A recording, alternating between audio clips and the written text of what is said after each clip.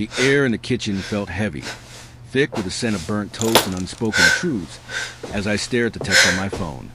We need to talk. I'm pregnant, and I'm not sure it's yours. My heart lurched, a visceral jolt that sent my coffee mug crashing to the tile floor, the ceramic shards scattering like my thoughts. Sarah's words burned into my retinas, each letter a blade slicing through 7 years of marriage. I stood frozen, the morning sun slicing through the blinds, casting jagged shadows across the counter where we laughed over pancakes just last week. I reread the message, willing the words to rearrange themselves into something less devastating. Pregnant. Not mine. The room spun, the hum of the refrigerator a mocking drone against the silence of my shock. My fingers trembled as I typed a reply, then deleted it. What do you say to a confession that dismantles your life? I sank into a chair, the wood creaking under my weight, and tried to piece together the warning signs I'd ignored. Sarah had been distant for months, her laughter rarer, her eyes darting away when I asked about her late nights at the office. Just work, she'd say, her voice tight, her smile a fragile mask. I'd chalked it up to stress. Her promotion to senior editor had come with long hours and longer trips. But there were other clues. The new perfume, sharp and unfamiliar, clinging to her clothes, the way her phone buzzed at odd hours, her fingers quick to silence it. The time I found a hotel receipt in her coat pocket, dated for a weekend she claimed to be at a conference. I'd rationalized it all, clinging to the comfort of denial, because loving her meant trusting her. Didn't it? The front door clicked open and my pulse spiked. Sarah stepped into the kitchen, her auburn hair loose around her shoulders, her green eyes wide with something. Fear? Guilt? She clutched her purse like a shield, her knuckles white. "James," she whispered, her voice barely audible over the thudding in my chest. "You got my text."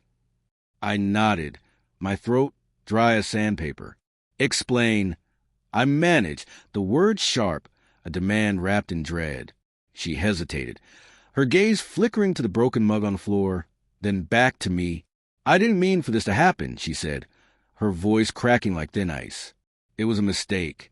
A stupid, awful mistake." Who? The question clawed its way out, raw and jagged. I didn't want to know, yet I needed to. The name would make it real, undeniable.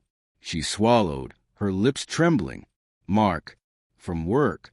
Her editor-in-chief, the man whose name she'd mentioned too casually, too often. My stomach twisted. Picturing his smug grin at the company gala, his hand lingering on her arm as they laughed over wine. "How long?" I asked, my voice low, each where a stone dropped into the chasm between us.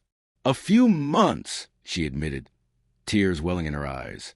"It started at the Chicago conference. I was drunk, lonely. It just happened." "Just happened?" I laughed, a bitter, hollow sound that echoed off the cabinets. "You don't accidentally sleep with someone for months. Sarah, you chose this. Every time." Her tears spilled over, but I felt no urge to comfort her. The woman I'd vowed to love forever felt like a stranger now, her betrayal a wall of glass between us. I thought of our late-night talks, her head on my chest as we planned the future.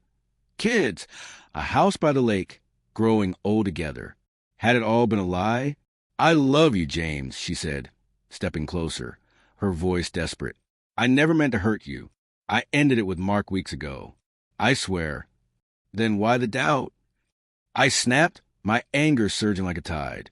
"If it's over, why isn't the baby mine?" She flinched, wrapping her arms around herself. We weren't careful.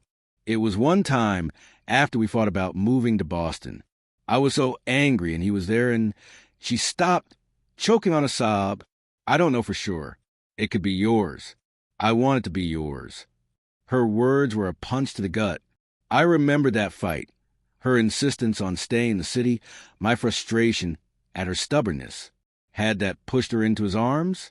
I wanted to scream, to shatter every plate in the cupboard, but instead I stood rooted, my mind racing. Could I raise a child that might not be mine? Could I look at Sarah without seeing betrayal in her eyes? "Say something," she pleaded, her voice small, her face streaked with tears. I opened my mouth, but the words caught, tangled in a web of pain and confusion. I thought of my father, who'd walked out when I was 10 after my mother's affair. I'd sworn never to be like him, to fight for love no matter what.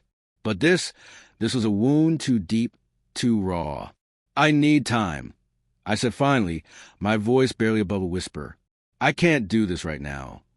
Her face crumpled, but she nodded, stepping back. I'll stay at my sister's tonight, she said, her voice breaking. I'm so sorry, James. As she left, the door's soft click felt final, like the end of a chapter one wasn't ready to close. I sank to the floor, surrounded by the shards of the mug, the air thick with the ghost of her perfume. My phone buzzed, a text from her. I'll do anything to fix this. Please don't give up on us. I stared at the screen, my heart a battlefield of love and betrayal. Then, slowly, I type a response. I don't know if I can forgive you, Sarah, but I'm not ready to let go. I hit send, my chest tight with the weight of my own words. As the sun dipped below the horizon, casting the kitchen in shadow, I realized the hardest truth. Love doesn't vanish with betrayal. It lingers, sharp and unrelenting, demanding a choice I wasn't ready to make.